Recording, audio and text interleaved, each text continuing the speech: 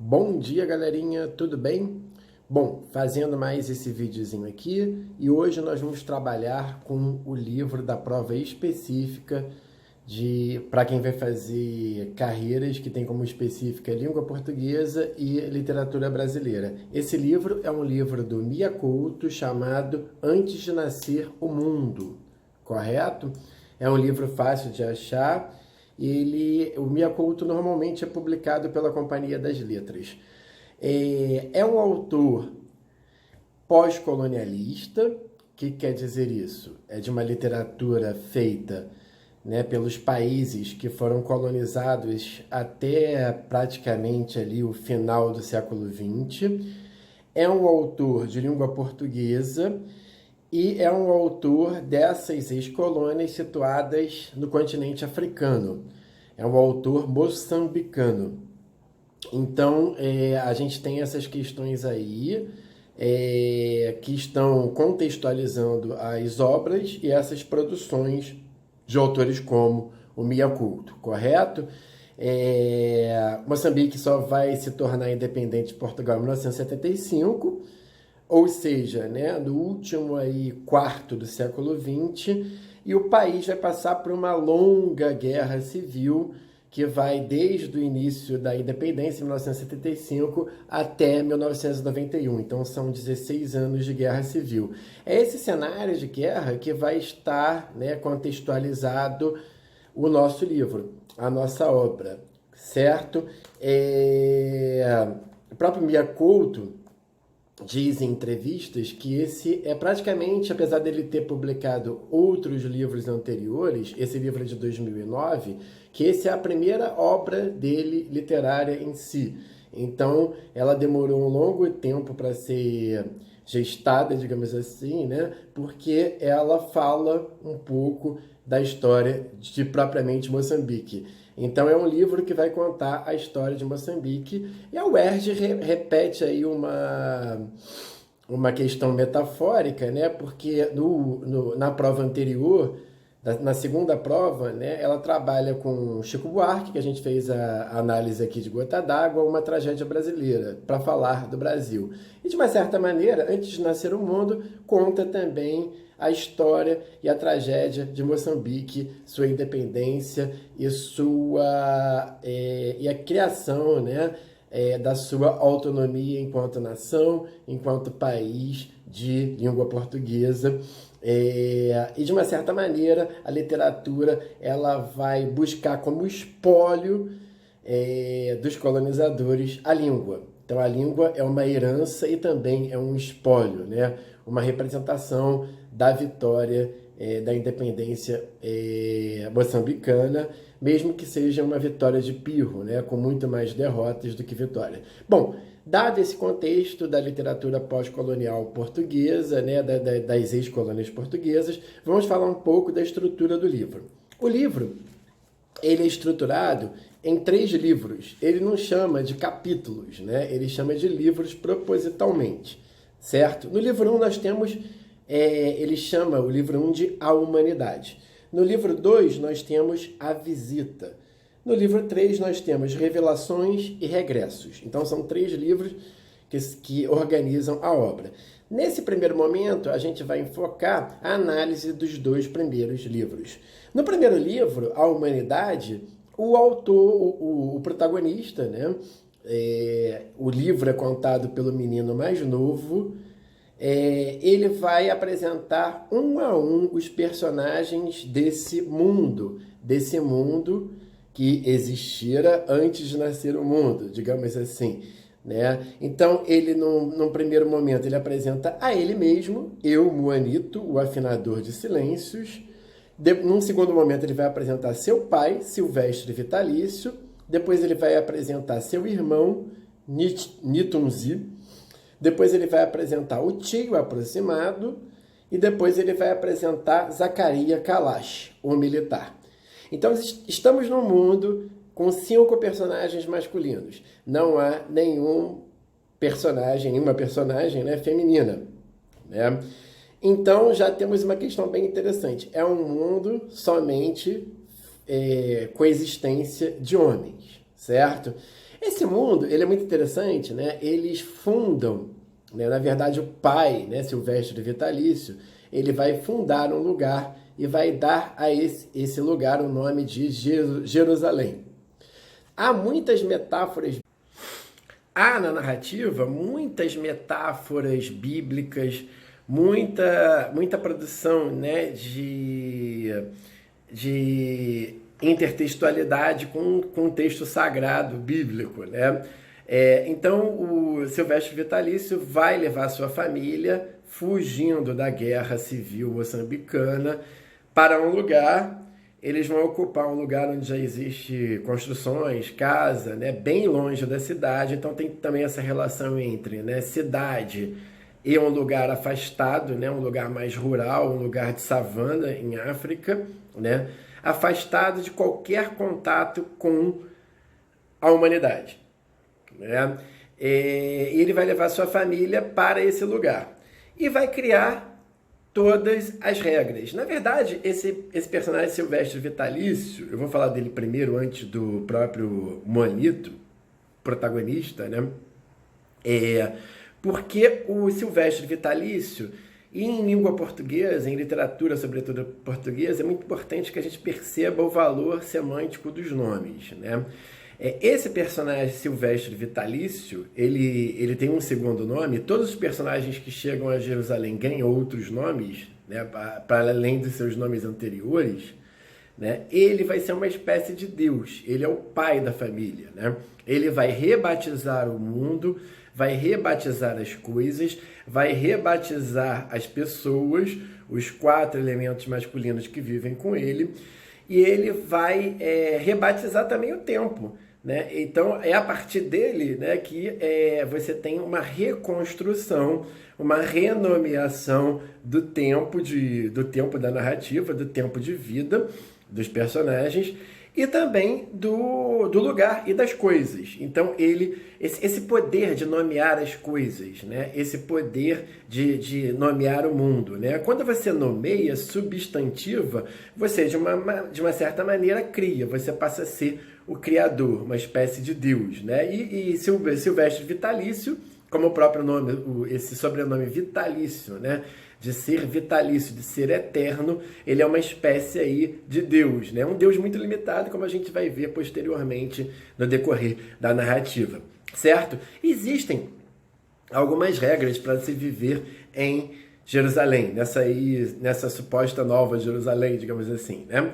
É proibido, né, lembrar do passado. Então há um projeto aí do Silvestre Vitalício de negar o passado. Ninguém pode lembrar o passado, escrever o passado. É proibido você produzir escrita, né? Porque a escrita está associada à memória, à produção da memória.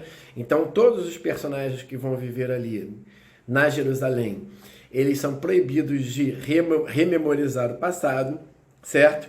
É proibido ter religião, apesar da cidade ser chamada de Jerusalém e ser uma obra, né, que sempre, né, traz como referência a Bíblia, né? É proibido os personagens terem religião, né? Então é um paradoxo interessante aí. É proibido sair do local, deixar as fronteiras. Então é um mundo hermético, fechado e altamente controlado, né? É quase como um sistema panóptico aí de controle, correto? Não é permitido também evocar antepassados, evocar a família, os antepassados, né? Isso rompe, né, com uma questão da própria ideia de ancestralidade africana, né? Nossos personagens são negros colonizados que vivem em Moçambique e que são impossibilitados de falar sobre seus antepassados, né? Também tem um paradoxo aqui muito importante, né? Então o pai, Silvestre Vitalício, além de ser o dono da terra, dono entre aspas, do tempo, do mundo, ele é o criador e quem dá nome a tudo que tem, né, no lugar chamado Jerusalém, né? Nesse lugar criado por ele mesmo, certo? O Monito, que acho que ele mesmo se chama aqui, que é o personagem que vai contar, a narrativa é toda em primeira pessoa, né? O Monito, né? Ele é o afinador de silêncios, né? Ele é um menino, ele é o mais novo dos filhos do Silvestre Vitalício. ele ele é um menino e que é criado para viver em silêncio. Essa questão da masculinidade está sempre associada ao silêncio, né? Os personagens masculinos na literatura ocidental, normalmente eles são silenciosos, né? Se bem que esses silêncios provocam sempre contatos com o outro, contatos inesperados, contato com o mundo, e que, na verdade, que despertam as possibilidades da narrativa, né? Muanito, esse nome, né? É importante a gente interpretar os nomes, né? É uma fusão aí de duas palavras, uma palavra em português e uma palavra no idioma local de Moçambique. Ele quer dizer alguma coisa mais ou menos como ausência de nome. Então, nosso protagonista, ele não tem um nome, ele não tem uma substância, ele não é substantivo, né? E ele é um dos personagens mais importantes, para além de ser protagonista, é claro, porque, na verdade, ele é o mais novo, ele é o que tem menos memória, né? Ele é o que menos lembra do passado anterior à chegada a Jerusalém.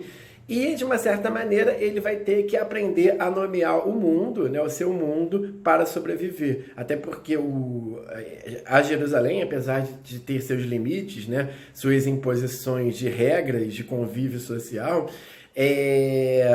nem tudo nesse lugar tem nome. Então, ele vai ter que nomear o mundo para viver. Certo? Então ele vai ter que aprender a lidar com isso, né? Ele vai aprender a escrever, o irmão vai ensiná-lo a escrever, né? A guardar essas memórias, né? Então ele é o personagem mais interessante porque, de uma certa maneira, ele tem uma pureza de contato social, né? É muito interessante quando ele entra em contato com a personagem feminina que vai aparecer no livro 2, certo? Então ele tem essa questão, ele não tem nome, ele não tem memória, reminiscência, né? E ele vai ter essa capacidade de nomear e de a sua maneira, né, ter que dar um jeito de interpretar o seu mundo. Então é um dos personagens mais brilhantes nesse sentido. Ele vai falar todo um capítulo sobre o irmão, Netunzi, né? O irmão já tem memórias da mãe, já tem memórias da vida na cidade antes da chegada a Jerusalém, antes das interdições e proibições do pai, né? Então é um personagem também interessante que ele vai sempre estar com o irmão mais novo, né? Negociando informações e trazendo informações desses outros mundos, né? Até porque o nosso protagonista, o Anito, né? Ele não tem vivência para a criação, para a gestação de memórias desse outro mundo. Então é o irmão, né, que vai ensiná-lo sobre o outro mundo, sobre além das fronteiras, né, criadas pelo pai Silvestre. Temos o tio aproximado, que tem um papel fundamental na obra. Por quê? O tio aproximado é uma espécie de comerciante. É ele que sai desse feudo, né? O feudo que é Jerusalém. É ele que sai do lugar, é ele que tem contato ainda com a cidade e com o mundo. É ele que traz as lembranças, né? É ele que vai informar, por exemplo, que a guerra civil acabou. É ele que vai trazer as notícias, né? Ele também é uma espécie de mensageiro do outro mundo, né? Do mundo que ficou lá fora, né? Do mundo da cidade grande, do mundo da guerra, né, civil moçambicana. E ele que vai, além de... Ele traz os mantimentos necessários para a vida, né, a vivência material de Jerusalém, né? Ele que vai fazer o comércio lá fora, trazer os mantimentos, mas ele também traz as notícias e os contatos com o mundo. É um personagem interessante porque é um personagem muito perigoso, né?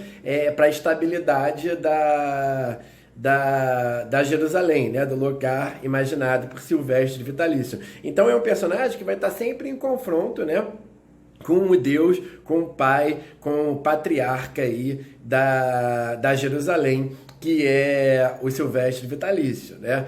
Então ele é um personagem que ele tem contatos com o mundo exterior.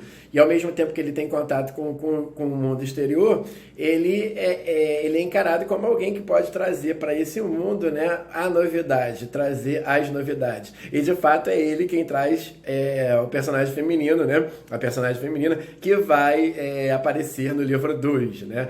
Então ele é um personagem aí É complicado porque ele, apesar de estar morando em Jerusalém, ele também é uma espécie de forasteiro, correto? Depois do tio aproximado, né? Por isso que nós temos esse nome aproximado, porque ele tem uma aproximação também com a cidade, né? Ele tem um duplo contato, né? Ele é como se fosse um agente duplo, né? Nós temos aqui o Zacarias Kalash, que é um militar. Ele é apresentado na obra como um ajudante, né? Ele não é da família do Silvestre Vitalício, mas ele é apresentado como um ajudante, né?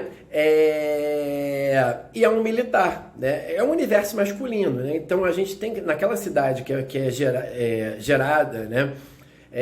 Pelo Silvestre Vitalício, nós temos que ter um militar, alguém que cuide o quê? Da entrada de pessoas pelas fronteiras, alguém que casse, que e é um personagem também muito interessante, porque ele é um personagem bastante emotivo, né, para ser um militar, né?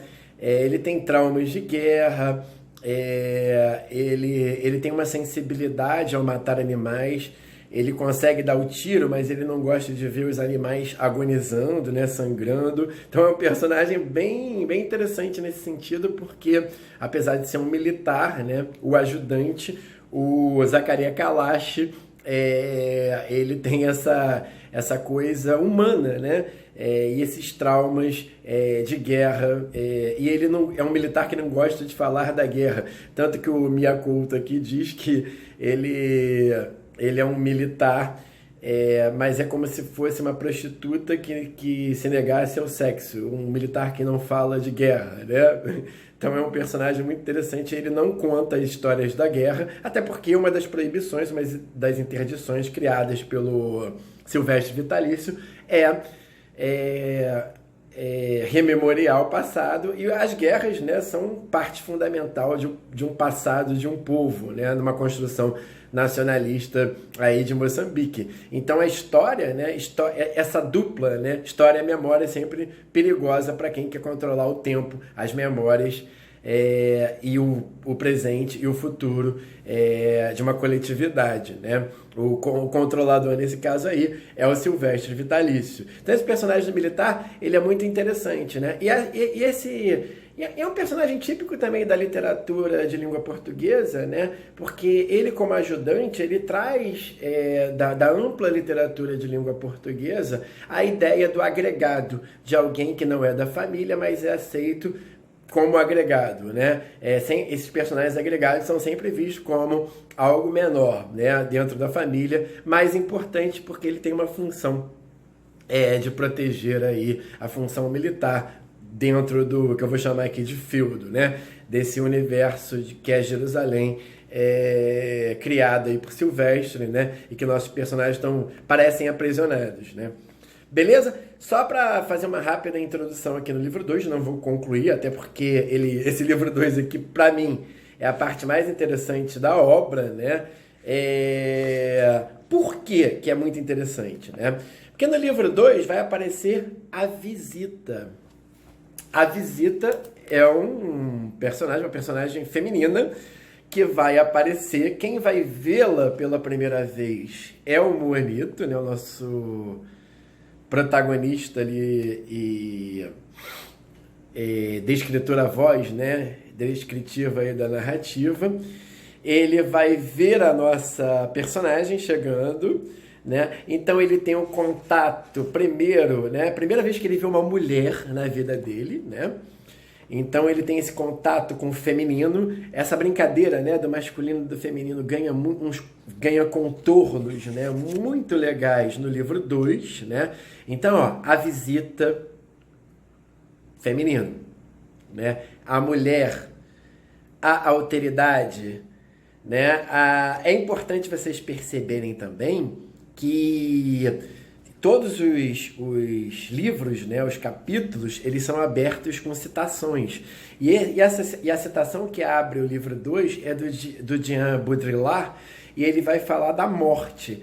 A morte sempre associada com a figura feminina, né? A morte, a terra que recebe, né, o masculino, né, são elementos femininos. E o elemento feminino é que vai dar o contorno da identidade masculina. Toda identidade, toda projeção de identidade se faz em contato com o outro. E o outro masculino, né, o outro do gênero masculino é sempre o feminino, né? É o limitador, é o que gera as ausências e as presenças, né, da identidade. Então, esse outro, a mulher, né, é vista como o outro sexo, o desafio ao mundo, o desafio ao que existe, né? E o Monito vai ficar bastante confuso, né, com a presença dessa primeira mulher na vida dele. E ele vai lembrar aqui que, depois dessa presença, essa mulher vai marcar todas as suas relações com mulheres que ele teve durante a sua vida, né? Então tem uma questão aí quase que psicanalítica, né? Da presença com o outro, da presença com o feminino. E a mulher é anunciada E a mulher é apresentada na página 115 como uma força da natureza, né?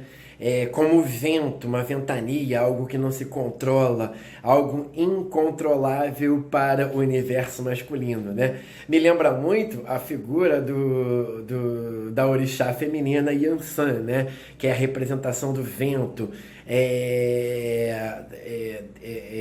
dessa coisa incontrolável do feminino para o masculino, né? O masculino sempre vai tentar controlar o feminino. E depois que ela é apresentada como vento, ela é apresentada como etérea serpente, né? A serpente, que é o feminino na literatura ocidental, tá ligada a Eva, né? A Pandora grega, né?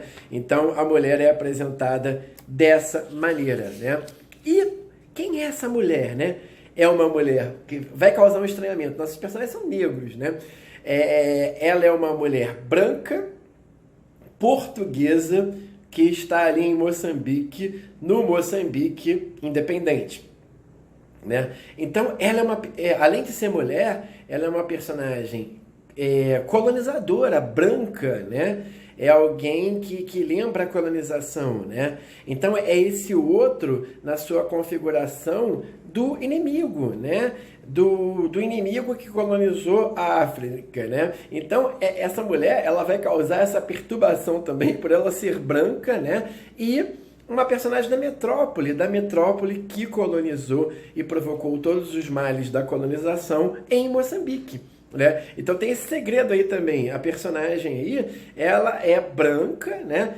Ela está em visita à África, né? E entra num território até então hermético, fechado e totalmente seguro contra a invasão de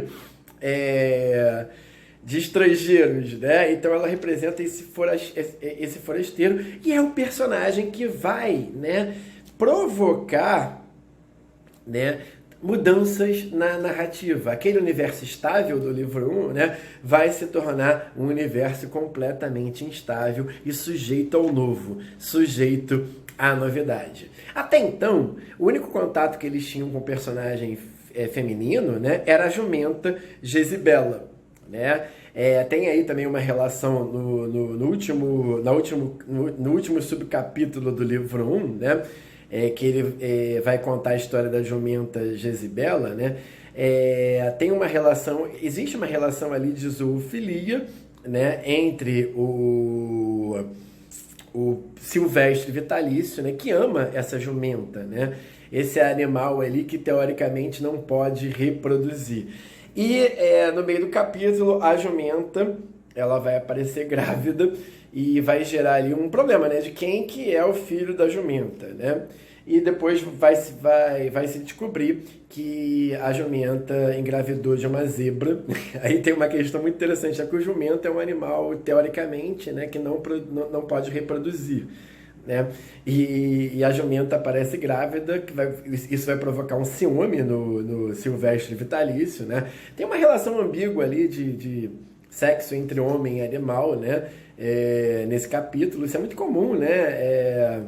Essa relação de proximidade entre homens e animais, né? Em sociedades com menos tabus, né, digamos assim, que eu não gosto do termo primitivo, né, acho que é bastante complicado antropologicamente falando, e, e isso vai gerar uma questão, e o rebento, né, o filho da zebra com o jumento vai ser morto, né, porque em Nova Jerusalém nada pode se reproduzir, nada pode nascer, né? Até porque só tem elementos do sexo masculino, né? Então, como que você vai fazer a reprodução, né? A reprodução, a existência de um novo rebento pode ameaçar o poder vitalício, né, do próprio Silvestre, né, esse poder masculino. Por isso que eu gosto da apropriação da ideia de feudo, né, é um universo totalmente controlado por esse senhor, né, é o dono da terra, é o dono do tempo, é o dono das relações, é quem cria as interdições, né, a lei, as leis, é quem cria os tabus ou os não tabus, é o próprio Silvestre vitalício. Bom, vou ficar por aqui e vou deixar essa intriga do personagem feminino no ar. Nós vamos fazer um segundo vídeo, né, para poder terminar a análise do Mea Culto. Muitos de vocês devem estar perguntando, André, você não vai fazer nenhuma análise do Graciliano Ramos, que é o livro que cai para todos, né, os candidatos da UERJ, na redação? Eu falei, já vou deixar aqui a dica para vocês. Farei sim, né? Eu queria fazer esse vídeo porque alguns alunos estão me pedindo que vão fazer essa prova. E normalmente nós não temos muito tempo, né, para fazer a análise do livro específico, né? Sempre essa análise fica mais para novembro, então eu estou antecipando para que vocês possam ter aí esses caminhos, né? A gente de alguma maneira tem que dar alguns spoilers, né, para que vocês possam fazer essa análise num tempo maior, antes da prova dissertativa da UERJ. Tá bom, galera? Espero que vocês tenham gostado do vídeo, compartilhem, deem aí o joinha e vamos que vamos, continuamos esse trabalho aqui.